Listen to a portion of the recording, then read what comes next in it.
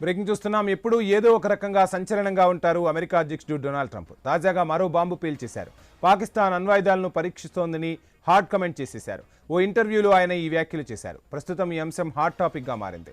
Russia, China, south Korea, Pakistan దేశాలు అణుపరీక్షలను నిర్వహిస్తున్నాయని bomb పేల్చారు Trump. అయితే వాటి గురించి ఆయా దేశాలు మాట్లాడట్లేదని, తాము మాత్రం అలా కాదని, ఏదైనా బహిరంగంగానే చేస్తామన్నారు ట్రంప్.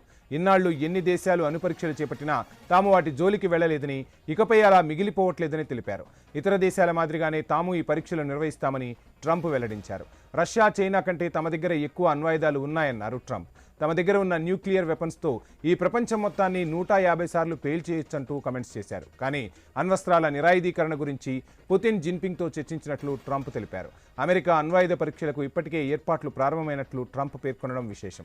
ఎప్పుడు, ఎక్కడ ఈ పరీక్షలు నిర్వహించనున్నారన్న విషయాన్ని మాత్రం ట్రంప్ వెల్లడించలేదు.